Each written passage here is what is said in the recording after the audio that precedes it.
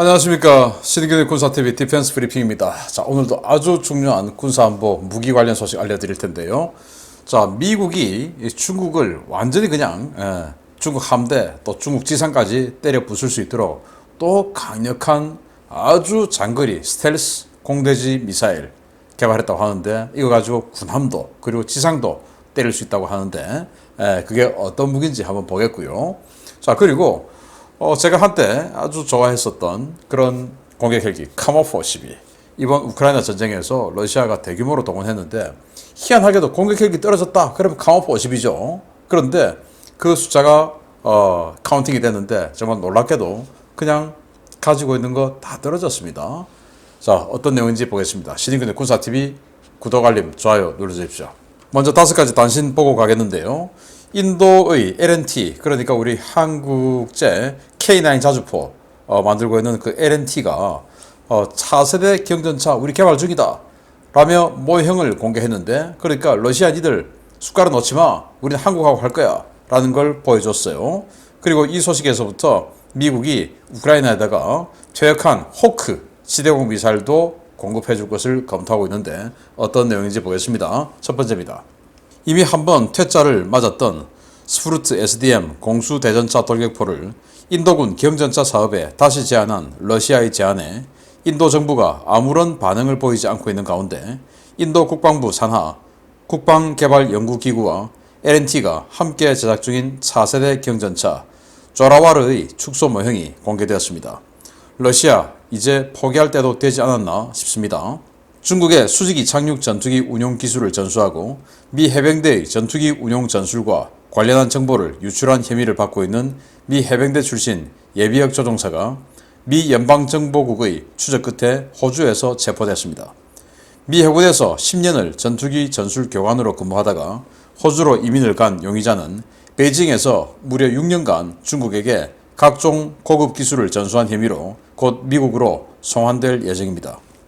달러 초강세와 유로화 약세로 인해 독일이 주요 무기 도입 사업을 전면 재조정한다는 소식입니다. 핵 투발 자산으로 반드시 도입해야 하는 F-35A 전투기를 제외한 나머지 획득 사업들을 대대적으로 축소 조정한다는데, 전차와 자주포 현대화, 해군의 초기함 사업이 우선 삭감 순위로 이름을 올리고 있습니다. 국제 제재를 받고 있는 러시아 미사일 제조업체 알마즈 안테이 산하의 기업이 올 연말까지 소형 쿼드콥터 드론 1000대를 만들어 러시아군에 납품한다는 소식입니다. 정찰과 소형 폭발물 투하 임무에 사용하겠다는데 드론에 들어갈 반도체는 구하고 저런 발표를 하는 것인지 모르겠습니다. 미국이 우크라이나군의 방공망 강화를 위해 퇴역한 호크 지대공 미사일을 공급하는 방안을 검토 중이라는 소식입니다. 최대 사거리 40km급의 파편식 탄두를 사용하는 호크 미사일이 군집 드론 대응에 효과적일 것이라는 판단인데, 레이더 해상도도 부족하고 동시 대응 능력도 없는 이 미사일을 과연 우크라이나가 반길지 모르겠습니다.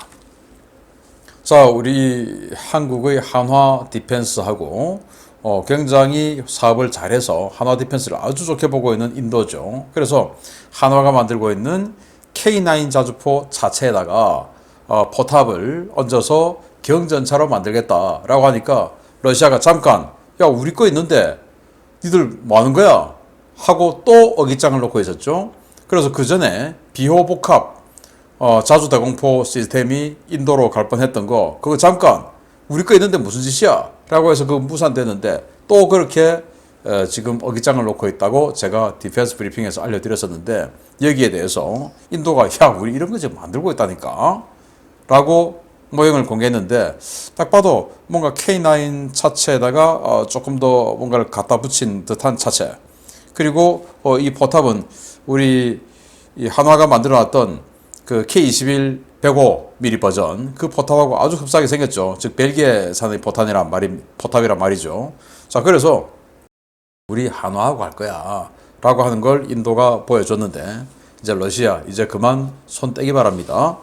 자, 해리어 조종사였어요. 미 해병대 해리어 전투기 조종사였었는데 지금 현재 올해 나이로 52살.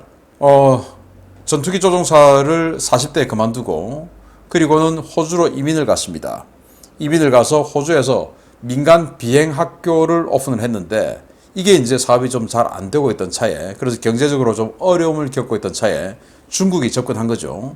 그래서 단거리 수직 착륙, 이제 해리어 전투기가 그러니까 뭐 그런 이 항모에서 운용하는 전술을 배우고, 그리고 미 해병대의 전투기 전술, 작전, 그리고 그들의 교리, 이런 것들을 6년 동안 아주 비싼 월급을 주고 빼간 거예요. 그리고는 최근에 호주로 돌아온 겁니다. 이제 6년 동안 이용 다 당하고, 그렇지만 돈은 많이 벌어서 이제 부유하게 호주에 있는 차에 최근에 영국, 호주, 캐나다 이런 나라들의 조종사가 지금 이 중국 공군으로 중국 해군으로 마구마구 지금 빼나가고 있다라는 보도가 딱 나왔죠. 그래서 미국이 야 우리도 조사해보자 했더니 이런 사람이 있는 겁니다. 또 앞으로 또 더 나오겠죠.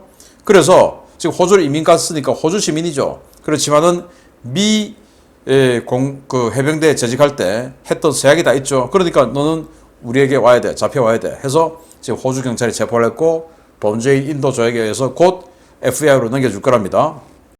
엄청난 형량을 받을 거라는데, 우리 한국도 제가 말씀드렸지만 우리 전수조사 해봐야 됩니다. 특히 코로나 사태로 인해서 전역한 조종사들, 취업 못하고 있는 조종사들 많아요. 이런 사람들이 지금 우리 공군에서 체계적으로 관리를 하고 있는가? 또 그들에 대해서 이건 정말 우리 군 차원에서 물론 뭐 그들을 평생 책임져야 된다, 이건 아니지만 뭔가 다시 조금 배려하는 이 정부 차원에서의 어떤 그런 것도 한번 고려해 봐야 되지 않을까라고 생각하는데, 아무튼 그 전역자들이 지금 중국에 우리의 전술을 가지고 들어가서 돈을 받고 팔고 있지는 않은지 우리도 봐야 되겠다라는 생각이 드네요. 한 번 더 듭니다. 달러화가 너무 급등하고 있죠. 그래서 과거에는 유로화가 더 비쌌는데 지금은 달러화하고 거의 비등비등하죠. 아마 앞으로 또 역전될 가능성도 있고요. 그래서 독일이 F-35A, 이건 이제 전술핵 폭탄 핵 공유하고 있는 거, 그거 러시아로 가서 떨어뜨리는 임무, 그걸 해야 되니까 F-35A는 그건 도입하는데 어쩔 수 없이 도입하는데, 나머지 이런 그 K130 초계함, 이 염가형 초계함 이런 거 많이 도입하려고 했는데, 이런 것부터 시작해서 PZH-2000 자주포 개량 사업, 그리고 신형 자주포 양산 사업, 그리고 전차 레오파르트 2, A7 전차 개량 사업, 이런 거 전면 보류 됐으니까 이 반사 이익을 우리 한국이 얻지 않을까. 우리 한국 거는 그러면 상대적으로 더 싸졌죠 라고 생각을 합니다. 잘 되었습니다. 알마스 안테이, 바로 이 미사일 만드는 회사인데요. 러시아에서 당연히 제재받고 있겠죠 지금. 그런데 이 알마스 안테이 산하의 회사에서 올 연말까지 이 소형 쿼드코프터 드론을 1000대 생산해서 러시아군에 납품하겠다라고 하는데, 올 연말이면 지금 며칠 안 남았거든요. 그러면 도대체 여기에 들어가는 반도체는 어떻게 구하냐. 그래서 또 역시 이 알리바바에서 중국제 DJI 드론 사와가지고 약간 손보고 넘겨주는 것은 아닌가라는 생각이 드는데, 아무튼 이게 어떤 역할을 할지, 물론 이 쿼드코프터 드론 페이로드가 좋아 보이는데 이런 걸 가지고 정찰을 하고 하면 러시아군에게 도움은 될 것 같은데 좀 우려스럽습니다. 자, 호크 미사일. 우리 한국에도 호크 미사일 굉장히 많이 썼죠. 성주에도 호크 미사일 기지 있고 그런 상황인데, 이 호크 미사일이 이제 미국은 다 퇴役했죠. 그걸 지금 우크라이나에 지금 지대공 미사일이 워낙 부족하니까 이걸 넘겨주는 방안을 검토한다. 우크라이나는 지대공 미사일이면 뭐든지 다 줘. 방공 무기든 뭐든지 다 줘. 지금 이런 입장 아닙니까? 워낙 지금 뭐 드론하고 이런 게 날아오니까. 근데 이 호크는 이게 지금 레이더예요. 그래서 워낙 구형 레이더고 하다 보니까 또 분해 이 해상도도 약하고 해서 이 작은 드론을, 자폭형 무인 드론을 이걸 세대하고 구분해낼 수 있을까라는 우려도 좀 들고, 그리고 이 호크 미사일은 지령 유도 방식이에요. 끝까지 유도를 해줘야 됩니다. 레이더가. 그래서 동시 대응 능력이 없어요. 그래서 여러 대가 오는 걸 막아낼 수가 없는데, 그럼 호크 이거 왜 하냐?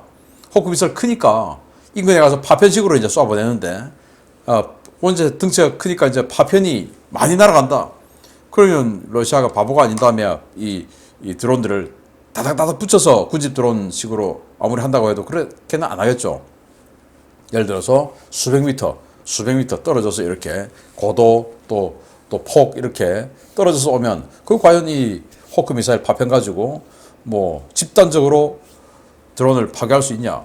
그건 좀 힘들다고 보는데 아무튼 그래도 없는 것보다는 낫겠죠. 이런 상황이 진행되고 있고 이런 바탕으로 첫 번째 소식 보겠습니다. 미 공군이 중국 함재 전투기의 작전 반경 밖에서 항모를 타격할 수 있는 새로운 수단을 개발해 나섰습니다. 장거리 스텔스 순항 미사일 제즘 XR을 기반으로 한 새로운 변형 개발에 나섰다는 소식입니다. 미 공군이 현재 운용 중인 AGM-158 합동 공대지 스탠드오프 미사일 이른바 제즘 시리즈의 새로운 변형 개발을 위해 제즘 미사일의 제조사인 록히드 마틴과 제즘 변형 개발 계약을 체결했다고 제인스가 현지 시각 10월 25일 보도했습니다. 미 연방정부 조달 웹사이트에 게재된 이번 계약은 구체적인 내용은 보안상 공개되지 않았지만 제즘의 새로운 변형 개발이라는 문구가 기재되어 있었는데요. 이 때문에 기존의 제즘을 개량한 사거리 연장형 또는 장거리 대함 타격형 버전이 나올 것이라는 관측이 쏟아지고 있습니다. 미군 공중투발 스텔스 순항미사일인 제즘은 2009년 사거리 370km의 기본형이 실전 배치된 이후에 현재는 사거리 연장형인 제즘 ER이 생산되고 있는데요. 제즘 ER은 투발 수단에 따라 930에서 1000km의 사거리를 발휘하고 높은 수준의 스텔스 설계가 적용되어 현존하는 방공망으로는 탐지와 격추가 대단히 제한되는 강력한 타격 수단으로 평가받아왔습니다. 미국은 제즘의 높은 스텔스 성능과 시커 성능에 주목해 제즘 ER을 바탕으로 공대 함 버전인 LRASM도 개발해 배치 중인데요. LRASM은 사거리가 560km 정도로 기존 하푼 최신형의 2배가 넘는 장사정 미사일이지만 중국의 항모전단을 상정했을 때는 사거리가 부족하다는 지적을 받아왔습니다. 이 때문에 이번에 개발되는 변형은 내년 8월부터 전략화되는 사거리 1900km의 AGM-158D 제즘 XR을 바탕으로 한 대함 타격형이 될 것이라는 관측이 유력하게 나오고 있는데요. 이러한 변형이 개발될 경우 미 해군 전투기들은 중국 항모 전투기 작전 반경의 3배, 중국의 뚱펑 21D 대함 탄도미사일 사거리 밖에서 대함 미사일을 날릴 수 있는 초장거리 타격 능력을 갖게 됩니다. 제즘 XR과 이를 기반으로 한 초장거리 대함 타격 무기가 전력화되면 미국은 이제 오키나와 열도 밖에서도 서해와 남중국해 깊숙이 숨어있는 중국 함대를 타격할 수 있게 되면 물론 중국과 북한의 전략적 요충지에 대해서도 보다 은밀한 타격이 가능해질 전망인데요. 부디 이 신형 미사일 빨리 전력화되어서 동북아 지역 안정에 기여해 주기를 기대해 보겠습니다. 자, 제즘 여기 F-35가 딱 제즘 달고 가네요. 물론 이 상태는 이제 스텔스를 해제한 비스트 모드 상태가 되는데 이렇게 제즘을 두 발을 달고 와서 때릴 수 있는 능력이 F-35에게 있지요. 자, 그런데 미 해군 항모가 F-35 운용을 합니다. 여기에 제즘을 단다? 그건 예견되어 있는 일이고 제즘 XR이라고 지금 나왔어요. 내년부터 실전 배치가 되는데 그 제즘 XR 사거리 1900km 어마어마하게 장사정이죠. 그런데 또 록히드 마틴하고 새로운 변형 제즘을 계약을 지금 한 겁니다. 그러면은 누가 봐도 제즘 XR을 기반으로 뭔가를 또 만들어낸다 이거 아니겠습니까? 그러면은 제즘 ER을 바탕으로 이 LRASM 이런 것들을 만들어냈죠. LRASM 560km 날아가는 AI 이 인공지능 미사일 아니겠습니까? 스텔스에다가 이걸 만들어냈는데 제즘 XR 1900km를 날아가는 거 가지고 만들면 또 뭐 한 1000km에서 1500km 정도 날아가는 대함 타격 무기가 나오지 않을까요? 자, 900km 날아가는 제즘 ER을 가지고 만들었더니 560km짜리 대함 인공지능 스텔스 미사일이 나왔어요. LRASM. 그런데 1900km 만든다. 그러면 이거 곱하기 2 정도 되겠죠? 1000km에서 많으면 뭐 1500km. 자, 그러면은 중국의 J-15 이 함재기의 전투행동 반경이 한 700여 km. 자, 그러면은 중국 항모 전단의 방공 능력은 그 정도밖에 안 되고 여기에서 공대공 미사일 쏘면 한 200km. 많이 봐줘도 200km. 그러면 중국 항모에서 최대 방공 능력은 한 1000km입니다. 1000km. 그런데 이 미 항모에서 출격하는 슈퍼넷 또는 F-35 이런 것들이 1000km가 넘는 대한미사일 쏜다. 그러면 중국 이 J-15 전투기 함재기가 어떻게 할 수가 없어요. 그 함재기 작전 반경 밖에서, 그리고 함재기가 가지고 있는 공대공 미사일 사거리 밖에서 대한 미사일을 쏴버리니까 이건 뭐 중국 항모가 감당할 수가 없죠. 또 역시 제즘 XR 같은 거 1900km 날리고 또 제즘 XR을 바탕으로 한 지금 새로운 변형 미사일 만든다고 하니까 그거 누가 봐도 1000km 이상 날리고, 그러면은 여기 오키나와 밖에서 쏴도 베이징까지 완전히 넉넉하게 사거리가 다 들어오고요. 그리고 이 대함 타격 무기로 썼을 때는 서해 전체가 타격권에 다 들어오죠. 오키나와 밖에서 쏴도.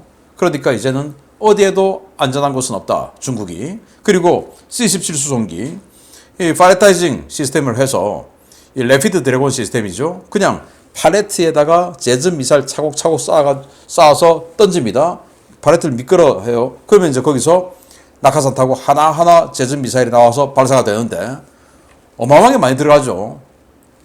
오키나와에서 일본으로, 또 일본에서 한국으로 왔다 갔다 하고 있는 이 17 수송기 계속 셔틀 돌고 있는데 이게 그냥 쑥 지나가다가 팔레트 한 개만 탁 내려버리면 9발 확 날아가는 겁니다.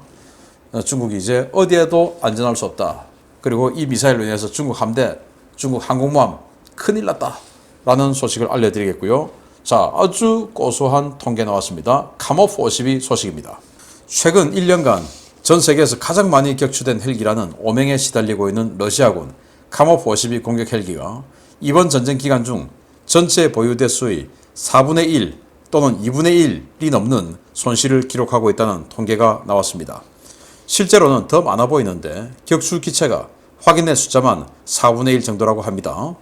이번 우크라이나 전쟁에서 가장 많이 격추된 헬기는 러시아 공군의 카모프 52 공격 헬기이며 영국 국방부는 현재까지 23건의 카모프 52 격추를 확인했다고 영국 국방부가 현지 시각 10월 25일 밝혔습니다. 영국 국방부는 러시아 항공우주군은 약 90대의 카모프 52 공격 헬기를 보유하고 있으며 이 가운데 25%인 23대가 격추되었다 라며 카모프 52는 러시아가 이번 전쟁에서 잃은 전체 헬기 수량의 절반을 차지할 정도로 가장 많이 격추된 기종이다 라고 밝혔습니다. 영국 국방부는 현재까지 우크라이나가 격추한 러시아군 헬기의 숫자를 54대로 보고 있는데요. 이는 우크라이나 총참모부가 발표한 10월 26일자 격추 기록인 248대보다 훨씬 적은 숫자로 영국이 조기 경보기 또는 격추 기체 시리얼 넘버를 식별해 확인한 숫자만 집계한 것입니다. 대단히 보수적인 숫자를 제시한 영국 국방부와는 달리 우크라이나는 가동률을 고려했을 때 러시아의 카모프 52 전력이 거의 소진됐다는 평가를 내리고 있습니다. 우크라이나 총참모부는 10월 24일 헤르손에서 3대, 10월 22일 베리슬라보에서 2대, 10월 19일 1대, 10월 12일 4대 등 최근 일주일 사이 남부전선에서만 10대의 카모프 52가 격추되었다면서 현재까지 격추된 카모프 52의 전체 숫자는 51대라고 밝히고 있습니다. 개전 전 러시아는 공식적으로 116대의 카모프 52 공격 헬기를 보유하고 있었지만 이 가운데 일부 기체는 관리 상태가 좋지 않아 실제 운용이 불가능한 기체로 평가되어 왔는데요. 우크라이나 측 통계가 사실일 경우 러시아는 자국군이 보유한 최강의 공격 헬기 전체 전력의 절반 이상인 56%를 잃은 셈이 됩니다. 러시아의 공격 헬기 손실은 라스푸티차와 겨울 혹한으로 인해 지상 기동 부대의 움직임이 제한되는 11월부터 더 많아질 것으로 예상되는데요. 러시아 이번 전쟁으로 붕괴된 헬기 전력 복구하는데 꽤 많은 시간과 비용이 들어갈 것 같습니다. 자, 카모프 52 정말 마초스럽게 생겨가지고 참 인기가 좋았죠. 밀리터리 매니아들에게. 저도 한때 팬이었습니다. 그런데 이렇게 그냥 허무하게 묻어질 줄 누가 알았겠습니까? 그래서 영국은 자기네들이 조기 경보기로 확인한 숫자, 그리고 이 시리얼 넘버가 확인된 숫자, 요것만 카운팅해서 23대 격추. 그런데 이제 우크라이나는 자기네들이 직접 격추한 거 또는 포격으로 활주로에 있던 거 파괴한 거 이런 것들을 모두 카운팅해서 51대 격추했다. 또 51대 파괴했다. 또 한 대는 고스란히 노획한 것도 있고요. 제가 그렇게 밝혔는데, 자, 그러면 영국 주장대로 하면은 25%, 그리고 우크라이나 주장대로 하면은 이렇게 해서 56%가 손실이 된 거예요. 카모프 52가. 자, 그런데 카모프 52가 총 116대, 그 중에서 카모프 50이 있습니다. 1인승, 그거 안 써요. 그래서 실제 카모프 52는 영국이 단언을 했어요. 90대, 90대라고. 그러면 이 영국 그 정보대로 90대. 그러면 그 중에서 지금 51대가 사라졌으면 어떻게 되냐? 56%? 그러면 앞으로 44% 남아있네? 아니죠. 가동률이라는 게 있습니다. 그래서 이 부품 빼서 저기다 집어넣고 또 여기 있는 부품 빼서 또 저기다 집어넣고 해서 가동률 떨어지는 거 동류 전환하고 부품 하는 거 있죠. 가동률 카모프 50이 아무리 잘 봐도 70% 안 될 겁니다. 그러면은 그 중에서 이렇게 70%면 벌써 56% 이랬으면 다 끝난 거죠. 70%는 어떻게 됩니까? 거의 60 몇 대밖에 움직일 수 없는 상황인데 그 중에 51대 떨어졌다. 그리고 앞으로 움직일 수 있는 거 열 몇 대밖에 없다. 이 말이 되겠죠. 그러니까 카모프 50이 지금 전쟁 8개월 동안 다 떨어지고 없다. 라는 이런 안타까운, 러시아 입장에서는 안타까운 이런 소식이 나왔는데 정말 고소한 소식으로 우리는 또 들을 수 있겠죠. 앞으로는 카모프 52가 도대체 몇 대가 더 떨어질지 기대해 보도록 하겠습니다. 마치겠습니다. 감사합니다.